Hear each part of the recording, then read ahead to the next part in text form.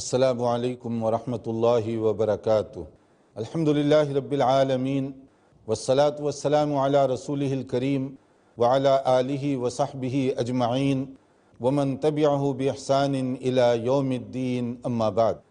محترم بھائیوں اور بہنوں، آج کی اس نشست میں ہم قناعت اور میانہ روی اس کے حوالے سے کچھ گفتگو کرنا چاہیں گے۔ اس کا پہلا حصہ اس سے پہلے بیان کیا جا چکا ہے کہ جو کچھ اللہ تعالیٰ کی طرف سے انسان کو ملے اس پر وہ راضی اور خوش رہے۔ حرص اور لالچ انسان کو تباہ کرنے کا ذریعہ بنتی ہے۔ آدمی کی حرص کی آگ سوائے قبر کی مٹی کے کبھی نہیں بجھ سکتی۔ اس لیے آدمی کو چاہیے کہ حرص، طمع، لالچ، گریڈینس، ان چیزوں سے اپنے آپ کو بچائے رکھے اور قناعت پسند بنے، یعنی جو کچھ اللہ تعالیٰ نے دیا ہے اس پر راضی اور خوش رہے۔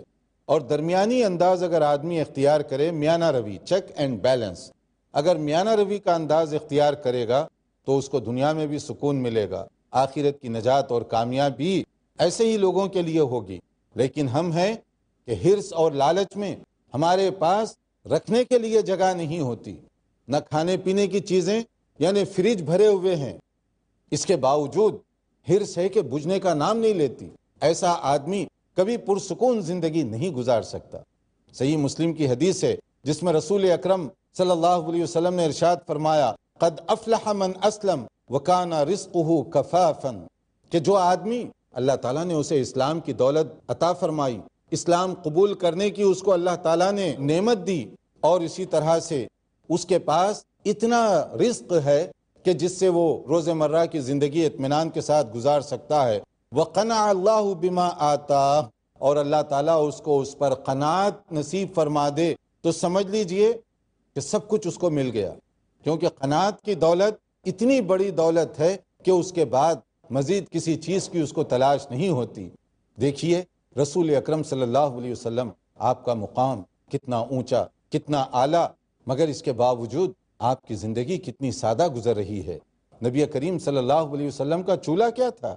حضرت عروہ بن زبیر رضی اللہ تعالیٰ عنہ ایک موقع پر ام المؤمنین حضرت عائشہ رضی اللہ عنہا سے پوچھتے ہیں ان کے گھریلو زندگی کے متعلق، تو جب حضرت ام المؤمنین ان کو بیان فرماتی ہیں تو حضرت عروہ کو بڑا تعجب ہوا۔ وہ پوچھتے ہیں پھر آخر تمہاری کیا غذا تھی؟ ان دنوں میں خالہ جان آپ کیا کھایا کرتے تھے؟ تو حضرت عائشہ رضی اللہ تعالیٰ عنہ بیان فرماتی ہیں کہ زیادہ تر ہمارا گزارا پانی اور کھجوروں پر ہو جایا کرتا تھا۔ یہ کس کا گھر ہے؟ یہ رحمت للعالمین کا گھر ہے۔ نبی کریم صلی اللہ علیہ وسلم کا مقام اور مرتبہ، اس کو بھی آپ اپنے سامنے رکھیے، لیکن دوسری طرف آپ کا یہ نمونہ اس کو بھی ہم اپنے سامنے رکھیں۔ یہ ہے اسلامی مزاج قناعت پسندی کا، یہ ہے نبی کریم صلی اللہ علیہ وسلم کی تعلیمات، آپ کے لباس میں، آپ کے کھانے میں، آپ کی عادات میں، آپ کی باتوں میں، ہر چیز کے اندر میانہ روی ہونا چاہیے، بیلنس کا انداز ہونا چاہیے۔ حتیٰ کہ عبادت کے مسئلے میں بھی افراط اور تفریط کو پسند نہیں کیا گیا۔ اگر کہیں پر میانہ روی ہوگی تو آدمی اطمینان کے ساتھ زندگی گزار سکتا ہے۔ اسلام کی یہ طبیعت ہے، اسلام کی یہ تعلیمات ہیں کہ آدمی عقائد میں، ایمانیات میں، عبادات میں، معاملات میں، گفتگو میں، عادات و اطوار میں، ہر جگہ پر میانہ رو رہے، بیلنس کے ساتھ زندگی گزارنے والا بنے۔ اس لیے کہ جیسے فرمایا گیا وَكَذَلِكَ جَعَلْنَاكُمْ أُمَّةً وَسَطًا لِتَكُونُوا شُهَدَاءَ عَلَى النَّاسِ، کہ اللہ تعالیٰ نے تمہیں امت وسط بنایا ہے۔ ایکسٹریمزم، افراط اور تفریط کی اسلام میں کوئی گنجائش نہیں، انتہا پسندی کی کوئی گنجائش نہیں کہ مسلمان اور انتہا پسند بن جائے، ایکسٹریمسٹ بن جائے، اس کی اسلامی تعلیمات میں کوئی گنجائش نہیں رکھی گئی۔ اور پھر یہ اسلامی تعلیمات کی نیچر کے خلاف ہے۔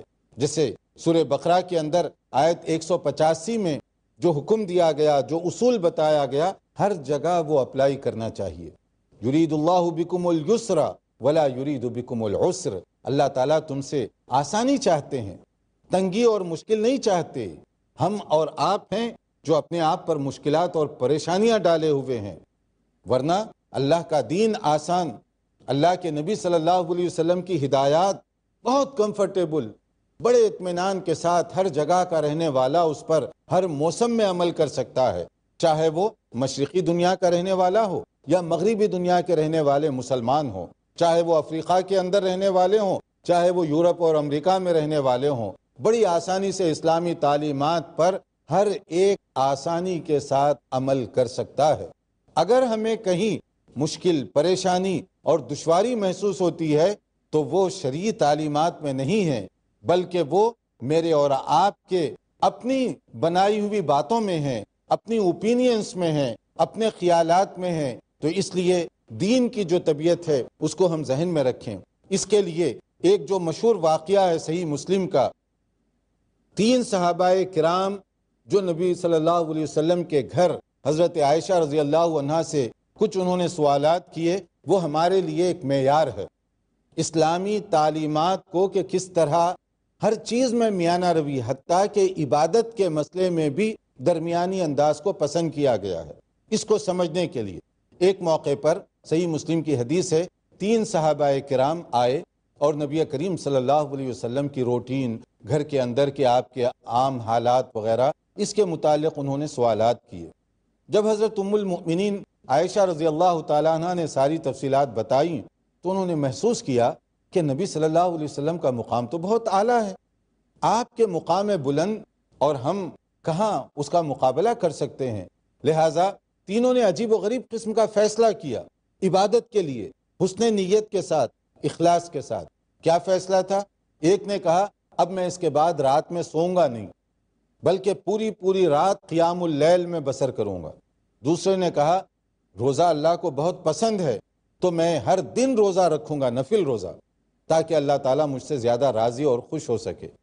تیسرے نے کہا شادی بیاہ کے بعد ذمہ داریاں بڑھ جاتی ہیں، اس لیے میں توجہ کے ساتھ اللہ کی عبادت نہیں کر سکتا، لہٰذا میں شادی بیاہ نہیں کروں گا تاکہ میں ایک سوئی کے ساتھ کنسنٹریٹ کروں صرف عبادت کے مسئلے پر۔ بظاہر دیکھیے تینوں کی نیت نیک ہے، تینوں نیک کام کرنا چاہتے ہیں۔ ایک ہمیشہ رات کا قیام کرنا چاہتا ہے، رات کا قیام بہت اچھی چیز ہے۔ دوسرا ہر دن نفل روزہ رکھنا چاہتا ہے، نفل روزہ بھی اچھی چیز ہے۔ تیسرا چاہتا ہے کہ میں اپنی پوری توجہ اللہ کی عبادت میں لگاؤں، اس لیے شادی بیاہ نہیں کروں گا، جذبہ اس کا بھی نیک ہے۔ تینوں کا جذبہ نیک ہونے کے باوجود جب نبی کریم صلی اللہ علیہ وسلم کو اطلاع ملی، آپ نے لوگوں کو جمع کیا اور فرمایا کہ مجھ سے زیادہ تم میں تقویٰ نہیں پیدا ہو سکتا، مجھ سے زیادہ عمل کا شوق تمہارے اندر نہیں آ سکتا۔ تم اگر کسی کو ماڈل اور نمونہ بنانا چاہتے ہو، مجھ سے بہتر کوئی اور ماڈل اور نمونہ نہیں ہے۔ تم میری طرف دیکھو کہ میں ہر دن رات جاگ کر نہیں گزارتا، بلکہ رات کا ایک حصہ سو کر آرام کرتا ہوں جو جسم کا حق ہے، اور ایک حصہ اللہ تعالیٰ کی عبادت میں گزارتا ہوں۔ ہر دن نفل روزہ نہیں رکھتا، کبھی میں ہفتے میں 2 دن جو عام طور پر آپ کا معمول تھا، منڈے اور تھرسڈے، پیر اور جمعرات، اس کو آپ روزہ رکھتے تھے اور باقی دنوں میں نہیں رکھا کرتے تھے۔ اسی طرح سے آپ نے شادی بھی کی، آپ کی فیملی لائف بھی تھی، پھر آپ نے فرمایا یاد رکھو فمن رغب عن سنتی فلیس منی، اگر کوئی آدمی سنت سے اعراض کر لے گا تو اس کا میرے دین سے، شریعت سے کوئی تعلق نہیں ہے۔ یعنی ان کی نیک نیتی کے باوجود تینوں آدمیوں کا جو عمل اور ارادہ تھا اس کو ریجیکٹ کر دیا گیا، کیونکہ اس میں انتہا پسندی تھی، اس میں چیک اینڈ بیلنس کا اصول خراب ہو چکا تھا۔ ہر دن رات میں جاگ کر گزار رہے ہیں، نہیں۔ ہر دن روزہ رکھیں گے تو دوسرے کاروبار کیسے انجام دو گے؟ نہیں، یہ بھی منظور نہیں ہے۔ شادی بیاہ یہ انسانی ضرورت ہے، انسانی فطرت کا یہ تقاضا ہے، اس لیے بغیر شادی کے ایسے ہی زندگی گزارنا یہ بھی ناپسندیدہ چیز ہے۔ تو یہ ساری چیزوں سے ان کو منع کر دیا گیا۔ تو اس کا معنی کیا ہوا؟ عبادت کے مسئلے میں بھی میانہ روی بہت ضروری ہے۔ ایک موقع پر جیسے صحیح بخاری اور مسلم کی حدیث ہے، نبی کریم صلی اللہ علیہ وسلم نے دیکھا مسجد میں ایک رسی لٹک رہی ہے۔ کہا کس کی ہے؟ کہا زینب کی ہے رضی اللہ تعالی عنہ۔ کیا کرتی ہیں؟ جب وہ عبادت کرتے ہوئے تھک جاتی ہیں رات میں خاص طور پر، تو کبھی کبھی اس کا سہارا لے لیتی ہیں تاکہ اونگ اور نیند وغیرہ نہ آئے۔ تو نبی صلی اللہ علیہ وسلم نے فرمایا یہ کیسی عبادت ہے؟ عبادت اس وقت تک کرو جب تک کہ تم اطمینان اور خشوع اور خضوع کی کیفیت محسوس کرتے ہو، اور جب تمہیں محسوس ہو کہ اطمینان اور خشوع نہیں باقی رہے گا تو عبادت کو وہاں روک کر آرام کرو۔ زبردستی کے ساتھ آپ نفل پڑھ رہے ہیں، پتہ نہیں چل رہا کہ آپ کہہ کیا رہے ہیں، مانگ کیا رہے ہیں، پڑھ کیا رہے ہیں۔ جیسے ہوتا ہے نا، آدمی تھکا ہوا ہو، نیند کا غلبہ ہو، اور آپ نماز کی نیت کر کے ٹھہر جائیں، تو اب آپ کو پتہ ہی نہیں چل رہا کہ رکوع میں ہیں، سجدے میں ہیں، کون سی دعا کب پڑھ رہے ہیں، کیا آپ کی زبان سے نکل رہا ہے۔ یہ اس طرح کی عبادت اللہ تعالیٰ کو پسند نہیں ہے۔ عبادت کریں، توجہ کے ساتھ کریں، دلچسپی کے ساتھ کریں، خشوع کے ساتھ کریں۔ جب تک چاق و چوبند ہیں، نشاط ہے، اس وقت تک عبادت کریں۔ اس عبادت کے اندر ایک لطف آئے گا، اس عبادت کو آپ اطمینان کے ساتھ کرنے والے ہوں گے۔ لیکن اگر یہ انداز نہ ہو تو وہ عبادت آپ کی بہت زیادہ متاثر ہوگی۔ نبی کریم صلی اللہ علیہ وسلم کے نمونے کو آپ دیکھیے کہ نبی صلی اللہ علیہ وسلم جب مسجد کے اندر تشریف لاتے، کس طرح کی آپ نماز ادا فرماتے۔ نبی صلی اللہ علیہ وسلم کی نماز کے بارے میں کہا گیا فَكَانَتْ صَلَاتُهُ قَصْدًا وَخُطْبَتُهُ قَصْدًا، کہ نبی کریم صلی اللہ علیہ وسلم کی جو نماز ہوتی وہ متوسط درجے کی ہوتی تھی۔ اکیلے سے آپ جب نماز پڑھتے اپنے گھر میں تو آپ کی مرضی ہے، آپ جتنا چاہے نماز کو طول دیجئے، جب تک آپ سمجھتے ہیں کہ کمفرٹیبل ہیں، جب تک آپ محسوس کرتے ہیں کہ میں اطمینان سے پڑھ رہا ہوں، تو آپ طویل سے ترین قیام بھی کر سکتے ہیں۔ لیکن جب آپ اپنی جماعت کے ساتھ نماز پڑھاتے تو وہ متوسط درجے کی نماز ہوا کرتی تھی۔ اسی طرح آپ کا خطبہ بھی متوسط درجے کا ہوا کرتا تھا۔ ناظرین، یہاں وقت ہوا ہے ایک وقفے کا، دیکھتے رہیے پروگرام۔ مختصر بریک کے بعد آپ کی خدمت میں دوبارہ حاضر ہوں گے۔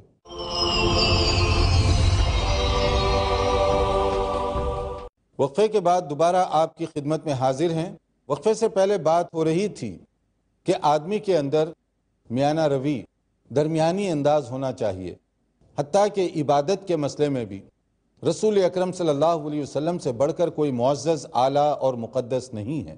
مگر اس کے باوجود آپ جب مسجد میں تشریف لاتے، جماعت کی نماز آپ کی متوسط درجے کے ہوا کرتی تھی، کیونکہ نماز پڑھنے والوں میں کچھ مریض بھی ہو سکتے ہیں، کچھ لوگ ایسے ہیں جن کی کوئی ضرورت ہے، کچھ اور مسائل بھی ہو سکتے ہیں۔ اگر امام صاحب بہت طویل نماز شروع کر دیتے ہیں تو ان ضرورت مندوں کو پریشانی بھی ہوگی، اس لیے آپ درمیانی درجے کی نماز پڑھایا کرتے تھے۔ لیکن جب آدمی خود انفرادی نماز پڑھ رہا ہو تو یہ اس کا اپنا مسئلہ ہے، وہ جتنی چاہے طویل نماز پڑھ سکتا ہے۔ جیسے کہ نبی کریم صلی اللہ علیہ وسلم جب تنہا اپنی عبادت فرماتے تو اپنی طبیعت کے مطابق طویل قیام بھی ہوتا، طویل سجدہ اور رکوع بھی ہوا کرتا تھا۔ اور اسی طرح خطبے کا مسئلہ بھی ہے۔ حالانکہ نبی کریم صلی اللہ علیہ وسلم کے ارشادات گرامی صحابہ کرام اس توجہ کے ساتھ سنا کرتے تھے جیسے ان کے سروں پر کوئی پرندہ آ کر بیٹھ گیا ہے، یعنی پوری توجہ، پورے انہماک کے ساتھ۔ مگر اس کے باوجود کیا آپ موقع کو غنیمت سمجھ کر طویل خطبہ دیا کرتے تھے کہ لوگ بیٹھے ہوئے ہیں، سن رہے ہیں، اب لگائے جاؤ ٹائم اپنا؟ نہیں، نبی کریم صلی اللہ علیہ وسلم کا انداز متوسط درجے کا ہوا کرتا تھا۔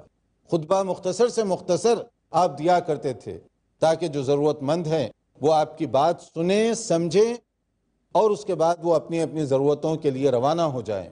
آپ لوگوں کی ضرورت کو بھی اپنے سامنے رکھیں۔ تو ایک موقع پر ایک صحابی، ان کی عبادت کا انداز اتنا ہو گیا کہ رات رات قیام کر رہے ہیں، اور دن میں ہے کہ نفل روزے پر نفل روزہ رکھے جا رہے ہیں۔ تو اس طرح سے فیملی لائف بڑی متاثر ہو رہی تھی۔ ان کے جو دوسرے صحابی تھے حضرت سلمان رضی اللہ تعالی عنہ، ان کو جب اطلاع ملی، جو ان کے بہت قریبی ساتھی بھی تھے اور دونوں کے درمیان بھائی چارگی بھی کروائی گئی، تو حضرت سلمان رضی اللہ عنہ کو جب پتہ چلا، انہوں نے ان کو منع کیا اس سے۔ وہ گئے ان کے گھر، اور جانے کے بعد ان کے جو روٹین، ان کا جو ٹائم ٹیبل ہے، اس کو نوٹ فرمایا، اور اس کے بعد ان کو منع کیا۔ منع کرتے ہوئے کہا فَأَعْتِ كُلَّ ذِي حَقٍّ حَقَّهُ، اللہ تعالیٰ نے تم پر کچھ لوگوں کے حقوق مقرر فرمائے ہیں، اور ہر حقدار کا حق اس تک پہنچنا چاہیے۔ آپ رات کا ایک حصہ سو کر گزاریے جو جسم کا حق ہے، اور ایک حصہ عبادت کیجئے جو اللہ کا حق ہے۔ اگر پوری رات عبادت میں گزار دیں گے تو جسم کا حق ادا کب ہوگا؟ اور پوری رات غافل بنے سوتے رہے تو اللہ تعالیٰ کے لیے تمہارے پاس ٹائم کیا ہوگا؟ اسی طرح سے ہر دن نفل روزہ رکھو گے تو کام کاج کیسے کرو گے؟ کبھی کبھار نفل روزہ رکھو، اور اس کے بعد اپنے کام کاج وغیرہ وہ بھی بہتر انداز سے ادا کرنے کی تم کوشش کرو۔ ورنہ بعض لوگوں کے بارے میں ہمارے ہاں جو عجیب و غریب قسم کی کرامتوں کے طور پر مشہور کر دی گئی باتیں ہیں کہ کوئی ایسا تھا جو 40 سال تک عشاء کے وضو سے فجر کی نماز پڑھتا رہا۔ اگر کسی نے ایسے کیا ہے تو وہ متقی نہیں ہو سکتا، کیونکہ متقی ہونے کے لیے سنت کے مطابق دن اور رات بسر کرنا ضروری ہے۔ جس کی راتیں سنت کے خلاف گزریں وہ متقی نہیں ہو سکتا، اس کا عمل اسوہ اور نمونہ نہیں بن سکتا۔ نبی کریم صلی اللہ علیہ وسلم کا عمل یہ بتا رہا ہے کہ آپ رات کا ایک حصہ سو کر گزارا کرتے تھے۔ اگر کوئی ایک دن 2 دن نہیں 40 سال تک خلاف سنت رات بسر کرے وہ متقی کیسے بن گیا؟ تو لوگ کسی کی محبت میں آ کر مبالغہ آمیز واقعات کو بیان کرتے ہیں، اسی کو تو اسلام نے منع کیا ہے۔ اس طرح کی غلو اسلام کی مزاج کے خلاف ہے۔ کسی کے بارے میں کہا جاتا ہے ہر دن وہ نفل روزہ ہی رکھتے تھے، جبکہ اس طرح نفل روزہ رکھنے سے زیادہ ثواب نہیں ملے گا، محنت زیادہ کرو گے ثواب کم ملے گا، ثواب زیادہ اسوہ نبوی صلی اللہ علیہ وسلم کو اپنانے میں ملے گا۔ نبی کی جو سنت، نبی کا جو طریقہ ہے، ہفتے میں 2 روزے نفل کے طور پر، منڈے اور تھرسڈے عام طور پر آپ روزہ رکھا کرتے تھے۔ اگر کوئی نفل روزہ رکھنا چاہتا ہے اس طرح سے بیلنس کے ساتھ روزہ رکھے گا تو وہ ثواب بھی زیادہ پائے گا، محنت بھی کم کرے گا۔ رات کا ایک حصہ سو کر گزارے، آرام کرے، بیوی بچوں کا تقاضا، اس کے نفس کا تقاضا، یہ ساری چیزوں کی ادائیگی کے ساتھ اگر اللہ تعالیٰ کی عبادت کرتے ہوئے قیام اللیل میں اس رات کا ایک حصہ گزارے گا تو کم عبادت کے باوجود سنت کے مطابق عبادت کرنے کی وجہ سے اس کو زیادہ ثواب اور زیادہ فائدہ ملے گا۔ اسی لیے رسول اکرم صلی اللہ علیہ وسلم نے جیسے ارشاد فرمایا، صحیح بخاری کی حدیث ہے، کان احب الدین الیہ ما داوم صاحبہ علیہ، کہ بہترین عادت جو پسندیدہ ہے وہ یہ ہے کہ آدمی ایسے کام کرے جس پر ریگولاریٹی، تسلسل کے ساتھ عمل کر سکے۔ تسلسل ضروری ہے۔ جوش میں آ گئے، ایک دن پوری رات جاگ کر گزار دیے اور دوسرے 3 دن تک پھر پتہ ہی نہیں۔ جوش میں آ گئے، ایک دن 10 پاروں کی تلاوت کر دی اور پھر اس کے بعد 10 دن تک قرآن مجید کو ٹچ تک نہیں کیا۔ جوش میں آ گئے، ایک دن سب کچھ خیرات کر دیا اور بعد میں کبھی دینے کی توفیق ہی نہیں ہوئی۔ یہ جو طبیعت ہے اسلام نے اس کو پسند نہیں کیا، بلکہ مداومت ہونی چاہیے۔ کوئی بھی کام ایسے کریں جس پر آپ اطمینان کے ساتھ پابندی سے عمل کر سکیں۔ آپ زیادہ نہیں، رات کے اندر کچھ دیر مثلاً آدھا گھنٹہ 1 گھنٹہ عبادت کے لیے نکالیے تاکہ آپ اطمینان کے ساتھ قیام اللیل بھی کر سکیں اور آپ پر بوجھ اور برڈن بھی نہ ہو، رات سو بھی سکیں اور 1 گھنٹہ عبادت میں بھی گزار سکیں۔ تلاوت قرآن کریم بھی اتنی کریں کہ جس پر آپ ریگولاریٹی کے ساتھ تسلسل سے عمل کر سکتے ہوں۔ یعنی مثلاً روزانہ آپ معمول بنا لیجئے کہ میں آدھے پارے کی تلاوت کروں گا، پاؤ پارے کی تلاوت کروں گا، لیکن یہ ہے کہ تسلسل، ریگولر کام یہ کریں، اس کا زیادہ فائدہ ہوگا۔ ایک دن بہت زیادہ تلاوت کر لی اور اس کے بعد کافی دنوں تک قرآن مجید سے کوئی تعلق ہی باقی نہ رہے تو اس سے بہتر ہے کہ روزانہ تھوڑا تھوڑا پڑھیں مگر ان ٹچ رہیں، پڑھتے رہیں روزانہ۔ اسی طرح سے آپ اگر خیرات کرنا چاہتے ہیں، صدقہ دینا چاہتے ہیں تو چیک اینڈ بیلنس یہاں بھی ہونا چاہیے۔ آپ کی اپنی ضروریات ہیں اور پھر مانگنے والے بھی مختلف ہو سکتے ہیں، تو آپ اس طرح سے دیں کہ دینے کے بعد بھی آپ کے پاس اتنی گنجائش ہو کہ کوئی اور مانگنے والا آئے تو اس کو بھی آپ دے سکیں، کوئی ضرورت مند آئے تو اس کی بھی ضرورت پوری کر سکیں۔ تو ہر چیز کے اندر اعتدال ہو تو اس سے آدمی کو کبھی نقصان نہیں ہوتا۔ اسی لیے نبی کریم صلی اللہ علیہ وسلم نے اسلامی مزاج جو بیان فرمایا وہ کیا ہے؟ ایاکم والغلو فی الدین، خبردار دین کے معاملات میں غلو سے بچو، فإنما ہلک من کان قبلکم بالغلو فی الدین، تم سے پہلے جو لوگ، جو قومیں تباہ اور برباد ہوئیں اس کا ایک سبب یہی غلو ان کے اندر آ گیا تھا، انتہا پسندی ان کے اندر آ گئی تھی۔ انتہا پسندی دین کے نام پر، عبادات میں، معاملات میں، چلنے پھرنے، عادات و اطوار میں کسی چیز کے اندر غلو کو، انتہا پسندی کو پسند نہیں کیا گیا۔ اسلام یہ چاہتا ہے کہ اس کے ماننے والے اطمینان اور سکون کے ساتھ باعمل زندگی گزار سکیں اور انہیں کہیں کوئی پرابلم نہ ہو۔ اور پرابلم کیسے ہوگا؟ اگر ہم کھانے پینے میں اعتدال کو اپنائیں گے تو ہماری طبیعت بھی ٹھیک رہے گی، ہیلتھ وائز بھی یہ بہت ہی اچھی چیز ہوگی۔ ڈاکٹروں کا یہی مشورہ ہے کہ آپ کھانے پینے کے اندر وہ بیلنس کو برقرار رکھیں. آپ کی غذا، آپ کی ڈائٹ جو ہے بیلنس کے ساتھ ہونی چاہیے، اور یہی سنت ہے. پانی پینے کے اندر، کھانے کے اندر یہی سنت ہم کو بھی بتائی گئی. اسی طرح سے جاگنے سونے کے آداب، جو سنت کے مطابق زندگی بسر کرے گا اس کے لیے بھی اس میں اعتدال اور میانہ روی کی تعلیم دی گئی. لباس کے مسئلے میں یہی اعتدال، بیوی بچوں کے ساتھ معاملات اس میں بھی اعتدال، دنیا داری چاہے وہ تجارت کا مسئلہ ہو، کاروبار کا مسئلہ ہو، اس میں بھی اعتدال کو برقرار رکھنا یہ بہت زیادہ ضروری ہے. یہ نہیں ہے کہ آپ کاروبار میں اتنا الجھ گئے کہ بیوی بچوں کی خبر ہی نہیں لی، کاروبار میں اتنا الجھ گئے کہ دین کے لیے آپ کے پاس وقت ہی نہیں رہا، کاروبار میں اتنے مصروف ہو گئے کہ نماز اور جماعتیں چھوٹ رہی ہیں آپ کی. تو یہ اعتدال پسندی نہیں ہے. اعتدال پسندی کا تقاضا یہ ہے کہ آپ کاروبار بھی کریں، آپ اپنا جو ہے تجارت وغیرہ کے اندر بھی مشغول ہوں، مگر اس اعتدال کے ساتھ کہ جب نماز کا وقت آئے تو آپ مسجد میں حاضر ہو جائیے، جب دین کی ضرورت ہو تو آپ کے پاس وقت ہونا چاہیے. بیوی بچوں کی ضروریات کے لیے، ان کی دکھ درد غمی خوشی، ان سب چیزوں میں آپ کے پاس وقت ہونا چاہیے. اگر اس طرح سے اعتدال سے آدمی زندگی گزارے گا تو آپ دیکھیں گے کاروبار میں بھی سکون ہوگا، گھریلو زندگی بھی پرامن گزرے گی، اور باہر کے جو تعلقات ہیں، مسجد کی جو مسائل ہیں، ساری چیزیں بہتر انداز سے گزریں گی. لیکن اگر آپ کے اندر افراط اور تفریط کی کیفیت پیدا ہو گئی، کہیں نہ کہیں وہ آپ ڈیمیج کریں گے، کہیں نہ کہیں آپ مسئلے کو خراب کر دیں گے. اسی طرح سے روزے کا مسئلہ ہے، نمازوں کا مسئلہ ہے، اس میں بھی اعتدال کی تعلیم ہمیں دی گئی ہے تاکہ ہم بہتر طریقے سے عبادت بھی کر سکیں اور دنیا کی جو ذمہ داریاں ہیں اس کو بھی بہتر اور عمدہ انداز سے ہم انجام دے سکیں. تمام گفتگو کا جو خلاصہ ہے وہ یہ کہ آدمی کے اندر قناعت پسندی ہو، آدمی کے اندر میانہ روی ہو. اسلام کا جو مزاج ہے، اسلام کی جو طبیعت ہے وہ انتہا پسندی کے خلاف ہے. اسلام عبادت کے مسئلے میں، عادات و اطوار کے مسئلے میں، رہن سہن، بول چال، اٹھنے بیٹھنے، کسی چیز کے اندر بھی انتہا پسندی کو پسند نہیں فرماتا، غلو کو پسند نہیں فرماتا، مبالغہ آرائی کو پسند نہیں فرماتا. جو مسلمان ہیں وہ درمیانی زندگی گزارتے ہیں. نبی کریم صلی اللہ علیہ وسلم کا جو نمونہ ہے وہ ہر دم اور ہر صورت میں ہمارے سامنے ہونا چاہیے، اس لیے کہ خیر کا کام وہی ہے جو سنت کے مطابق انجام دیا جائے. اگر ہم کوئی کام ایسا کریں جو سنت سے ٹکرانے والا ہو تو اس کام کا ہمیں بہتر نتیجہ نہیں مل سکتا، اس کام سے ہم خیر کی توقع نہیں کر سکتے. اللہ تعالی ہمارے اندر اس صفت کو پیدا فرمائے، قرآن و سنت کی تعلیمات سمجھنے، اس پر غور و فکر کرنے اور اس کے مطابق عمل کرنے کی اللہ تعالی ہم سب کو توفیق عطا فرمائے. وآخر دعوانا ان الحمد للہ رب العالمین، والسلام علیکم ورحمۃ اللہ وبرکاتہ.